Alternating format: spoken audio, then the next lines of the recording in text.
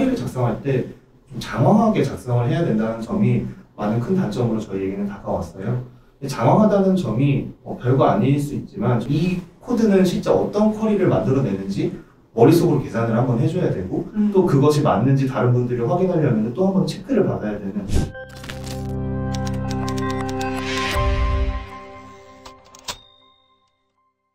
코틀린을 뭐 따로 선택한 이유가 있을까요?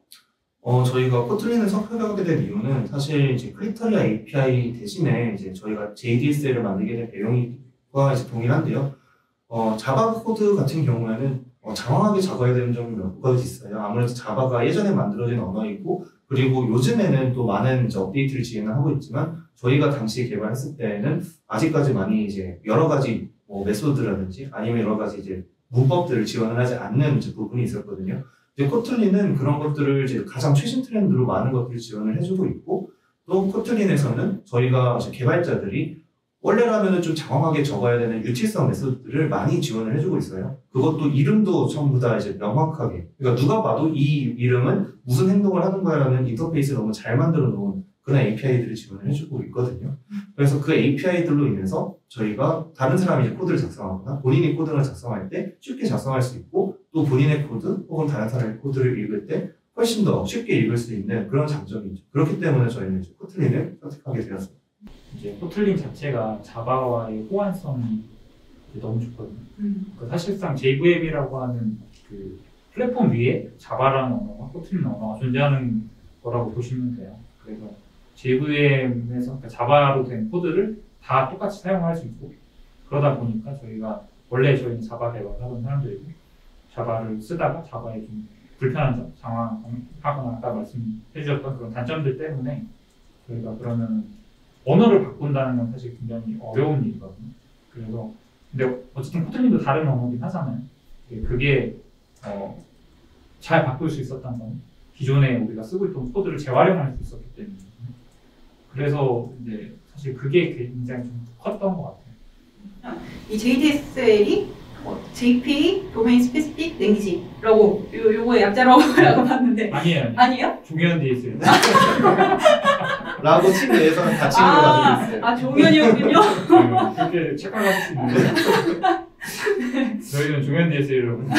여러분도 알아주셨으면 좋겠네요. 종현 DSL이다. 이게 의미가 있어요. 이게 왜 의미가 있는지는 나중에 더 말씀드릴게요. 네. 일단 이 DSL, 이게 코틀린의 좀 특징적인 그런 부분이라고 알고 있는데 모르시는 분들을 위해서 좀 간단하게 설명해 주실 수 있나요? 네, DSL 같은 경우에는 저희가 그 도메인 특화된 언어라고 봐주시면 됩니다. 저희가 코딩을 작성을 할 때 자바나 코틀린을 사용하는 이유는 어셈블리어를 사용을 해서 코딩을 할 수 있지만 보다 저희에게 친숙한 언어로 코딩을 하는 부분이잖아요. DSL은 그 도메인에 특화된 언어이기 때문에 그 도메인 관련된 코드를 작성할 때 좀 더 그 작성자에게 친숙하고 또 쉽게 작성할 수 있는 언어라고 생각을 해주시면 됩니다. 여기서 이제 도메인이라는 말이 되게 좀 광범위한 얘기긴 한데, 이제 저희 JDSL 안에서 이제 도메인은 쿼리를 만들기 위한 도메인이라고 보시면 될 것 같아요. 쿼리를 만들기 위해서 뭐 예를 들면 셀렉트라든지 프롬이라든지 이런 것들은 원래는 코드상에서 존재하지 않는 형태의 그 구조인데, 이제 그거를 DSL 안에 녹여서 이제 조금 더 편하게 쓸 수 있게 코드가 마치 쿼리처럼 생성될 수 있도록 이제 도움을 줄 수 있게 만든 거라고 보시면 될 것 같아요. 그래서 정말 이제 간단한 예제로서는 HTML 그리고 SQL 또한 DSL이라고 생각을 해주시면 더 명확하게 이제 이해하실 수 있을 것 같아요. 보면 저희 create HTML이라고 하는 메소드가 있잖아요. 저걸 호출하고 나면 이제 거기에 멤버로 HTML이라고 하는 애가 지금 내부적으로 가지고 있는 멤버가 있는 거예요. 거기에 이제 괄호를 열었다는 것은 코틀린 내부에서는 저게 이제 람다 메소드를 전달한다는 의미거든요. 근데 이제 사실 사람들이 그렇게 생각하지 않죠. 왜냐면 HTML을 괄호 열었네? 이렇게 생각하잖아요. 그러니까 이제 직관적으로 봤을 때 내가 HTML을 만들겠다라고 하면 HTML에 뭐 태그 기준으로 보면 HTML 태그를 만들고 그 열고 그 밑에 뭐 바디를 넣고 뭐 H1 태그 넣고 P 태그 넣고 이렇게 하는데 그게 이제 코드로 어떻게 보면 그 처리가 된 거죠.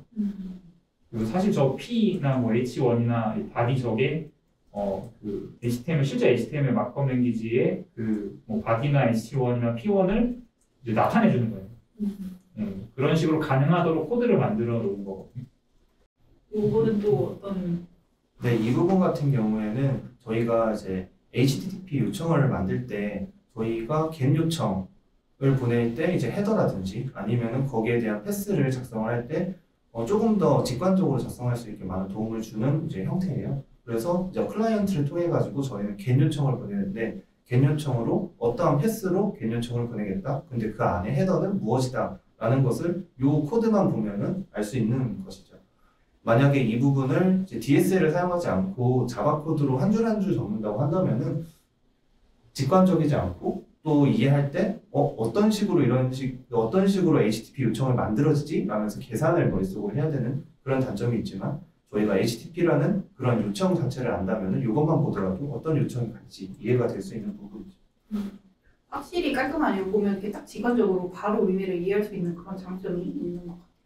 그러면 이런 그 DSL의 그런 특징이 코틀린 JDSL에도 녹여져 있다고 생각을 하면 될까요? 네, 맞습니다. 저희가 HTML 또한 이제 DSL이라고 말씀을 드렸었는데 HTML은 태그 기반으로 저희들이 어떻게 화면이 그려질지를 나타내는 DSL입니다. 근데 코틀린은 그 DSL을 코틀린 레벨에서 이제 쓸 수 있게 코틀린 DSL을 이용해서 구현을 해주는 것이거든요. 저희 그럼 JDSL은 무엇이냐면은 SQL이라는 DSL을 코틀린 DSL을 이용해서 코틀린으로 작성을 할 수 있게 이제 도와준 라이브러리라고 생각을 해주시면 될 것 같아요. 네, 그러면은 방금 전에도 얘기했지만 기존에 JPA를 사용해왔던 뭐 크리테리아 API를 사용했을 때 굉장히 코드가 장황하고 무슨 의미인지도 모르겠고 이런 부분들을 그럼 어느 정도 해결을 해줄 수 있을 것 같은데 어떤 식으로 해결을 할 수 있는지. 그래서 지금 저거를 보면은 크리테리아 API도 나름 이제 DSL처럼 만들어 놓은 거긴 한데 이제 저기 보면 멤버 필드를 조회할 때 문자열로 이렇게 넣고 있잖아요. 제가 처음에 설명드렸던 그 메타데이터 모델이라는 게 이제 지금 이건 이렇게 돼 있지만 그 모델 생성을 하면 저것도 코드로 할 수 있긴 하거든요. 그래서 저 필드를 이제 스트링 하드 코딩된 스트링이 아니고 이제 메타 모델로 할 수도 있어요. 뭐 그런 걸 감안해도 지금 보면 저 엔드 메소드의 밑에 쪽에 보면 뭐 퍼처스 아이디라고 하는 저거를 루트에 .get long 해서 뭐 퍼처스 아이디 이렇게 지금 넣고 있잖아요. 저런 부분들 자체가 사실은 지금 이거를 그 SQL문을 그대로 이제 만들어낸다고 생각을 해보면 잘 상상이 안 되긴 하거든요. 그 어려운 부분이 좀 많이 있어요. 이걸 딱 보면 이게 SQL이 아니고 그냥 자바 코드인데 얘가 도대체 실제 SQL 변환이 되면 어떻게 생성이 되는 거야? 라고 하면 그거를 이해하기 너무 어려운 거죠. 그러게요. 너무 장황해가지고 그냥 SQL문을 보는 것이 나을 수도 있겠다 네. 싶을 정도인데 그래서 결과적으로 이건 뭘 물어보는 코드이죠? 그래서 이것은 결과적으로 이 고객이 구매한 수부터 from까지의 시간 동안 구매한 주문의 아이디들을 출력하는 쿼리이죠. 네. 하지만 이것을 코드로 봤을 때는 실제 바로 와닿지는 않죠. 네. 어떤 식으로 SQL이 만들어질지에 대해서 상상이 잘 안 가는 부분이 존재하고 있습니다. 그러면 어떻게 바뀌었는지도 한번 보면 좋을 것 같은데요. 요게 JDSL, 코틀린 JDS로 사용하는 같은 코드일까요? 코드입니다. 정확하게 같은 코드. 너무나 짧아졌네요. 지금 보시면 그 웨어 밑에 엔드가 지금 여러 개가 지금 컬럼으로 여러 개가 돼 있잖아요. 저게 그 엔드 조건을 다 커버할 수 있는 거, 엔드라고 하는 거를 만들어주면 그 안에 안쪽에다가 이제 저것도 이제 가변 형태로 여러 개를 다 그냥 넣어도 반영이 돼요. 그래서 첫 번째 컬럼을 보면 오더의 퍼처스 아이디를 비교하고 그다음에 create that에 from으로 from inclusive라고 하는 것도 불리인 값인데 아까 전에 if문으로 검사했던 그거거든요. 그거를 넣어주고 그다음 less than도 마찬가지로 to에 to inclusive 넣어주면 저게 똑같은 코드인 거죠. 크리터리아 API와 코틀린 JDSL의 가장 큰 차이점은 이 코드를 보면은 SQL과 정말 많이 유사한 코드이잖아요. 그렇기 때문에 이 코드를 통해서 어떤 SQL이 만들어질지 너무 이제 상상이 잘 되는 거죠. 또 짧아져가지고 뭐 리뷰하거나 이럴 때도 굉장히 좋을 것 같아요. 네, 리뷰하는데 아까 말씀하셨듯이 리뷰하는 게 굉장히 많이 도움이 그래서 실제 저희가 크리터리아 API로 작성을 했던 거를 코틀린 JDS로 변경을 했을 때 버그를 찾아낸 적이 있었어요. 크리터리아 API 있을 때는 찾지 못했던 것이 코틀린 JDS를 작성을 하니까 이 부분에 허점이 있다는 것을 바로 찾아낼 수 있었던 것이죠. 이게 실제 타이핑했을 때 상황이거든요. 그 자동 완성으로 되게 쉽게 쿼리를 만들 수가 있어요. 굉장히 편리하게 사용할 수 있게. 사용할 때 그러니까 이런 DSL의 문제점은 자동 완성을 잘 지원 못하면 그러니까 그 지원하도록 만들지 못하면 되게 사용하기 어려운 부분이 있거든요. 근데 지금 저기 보면 쿼리 팩토리의 리스트 쿼리라고 하는 메소드 있잖아요. 거기에 람다를 열면 이제 자동 완성으로 우리가 생각하는 SQL 문하고 거의 동일한 문법의 메소드들을 그냥 자동 완성 다 지원을 해요. 그래서 그런 부분들이 조금 많이 도움이 되죠. 쿼리 작성할 때. 이런 부분들은 이제 사내에서 사용할 때부터 이렇게 고안을 하셨던 부분인지 아니면 오픈소스로 하시면 처음부터 고안을 하긴 했었는데 조금 더 개선이 됐죠. 그 오픈소스를 만들면서 이제 처음부터 이 모습은 아니었고 조금 더 개선이 됐어요. 처음에 과거에 어떤 모습이었는지 지금은 잘 기억이 안 나긴 하는데 예전보다 조금 더 개선이 된 거라고 보시면 돼요.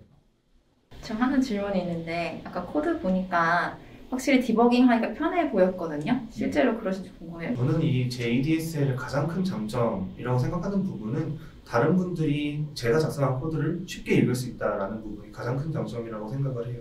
실제 이 코드가 정확히 동작을 하는 코드인지 아닌 코드인지는 JDSL을 사용을 하든 아니면 크리터리아 API를 사용하든 다른 라이브러리를 사용을 하든 결국엔 저희가 테스트를 통해서밖에 도출해낼 수가 없어요. 그렇기 때문에 이것이 정말 디버그가 쉽냐 아니면은 뭔가 성능적으로 좋으냐 그런 부분은 이제 부수적인 효과라고 저는 생각을 하고요. 그러면 JDSL의 가장 큰 장점은 무엇인가라고 하면은 다른 분들에게 제가 작성한 로직을 공유하는 것이 쉽다라는 부분이 가장 큰 장점이라고 생각을 합니다. 만들기도 쉽고요. 공유했을 때 보기도 쉽고요. 그게 저희가 지향하는 바라고 보시면 될 것 같아요. 그 크리테리아 API에서 불편함을 느껴서 만드신 건데 그게 아닌 다른 JPA를 사용하고 있었던 분들에게도 좀 도움이 되는 라이브러리일까요? 쿼리 DSL을 써도 결국은 JPA라고 하는 인터페이스를 쓰는 거기 때문에 두 개를 같이 혼용해서도 쓸 수도 있어요. 그래서 꼭 그거 쓴다고 해서 이거 쓰지 마라 이거는 전혀 아니고, 그러니까 사실은 쿼리를 100개를 만들어놨으면 100개를 한 번에 다 JDS를 바꾸는 건 되게 힘든 일일 거거든요. 그래서 예를 들면 이제 한번 써보는 거죠. 쿼리 DS를 쓰시던 분들도 이걸로 이렇게 바꿨을 때 괜찮네, 나쁘지 않네, 해볼만 하네 하면 이제 다 바꾸고 나면 나중에는 그 쿼리 DS의 단점이었던 메타데이터 생성하는 거 안 해도 되는 거거든요. 그래서 저는 쿼리 DSL이나 주쿠 같은 그런 라이브러리 쓰신 분들도 오히려 더 쉽게 바꾸실 수 있을 거라고 생각을 해요. 다만 이제 종윤님 말씀하신 것처럼 크리테리아 API 쓰시는 분들이 훨씬 더 와닿겠죠. 이거 바꾸면 더 좋겠구나. 근데 이제 그 기존에 아까 쿼리 DSL도 거의 비슷하긴 하니까 저희가 쓰는 방식이랑 비슷하긴 해서 조금 더 덜 동기부여가 될 수도 있긴 한데 사실은 장점이 또 있긴 있거든요. 저희 걸 쓰면 그 부분을 지금 다 말씀을 못 드리긴 했는데 이제 뭐 예를 들면 엔티티를 미리 사전에 로드하는 패치라고 하는 기능이 있는데 그게 이제 되게 편하게 쓸 수 있어요. 그러니까 원래는 뭐 A라는 엔티티에서 B라는 엔티티를 로드하고 B라는 엔티티에서 또 C라는 엔티티 로드를 한다고 가정을 하면 그거를 이렇게 연결해서 처리를 해줘야 되는데 저희는 그 순서 상관없이 그냥 아무 때나 그냥 선언하면 그거 모아서 해주거든요. 네, 그런 부분들도 있고 그다음에 뭐 예를 들면 저희가 스프링 데이터 커먼스라고 하는 거에 페이지 혹은 뭐 페이저블 뭐 이런 그 페이징 처리하는 도움을 주는 라이브러리가 있는데 그거를 같이 지원을 해요. 쿼리 DSL은 지원하지 않아요. 네, 쿼리 DSL은 지원 안 하죠. 그래서 저희는 그걸 지원하는 걸 제공을 하고 거기 그걸 사용했을 때 성능적인 문제가 있는 부분이 있거든요. 예를 들면 그룹 바이를 쓴다거나 거기에서 패치를 한다거나 이러면은 그 메모리 조인이 일어나서 성능이 느려지는 부분인데 저희는 그거 아예 못하도록 막아버렸어요.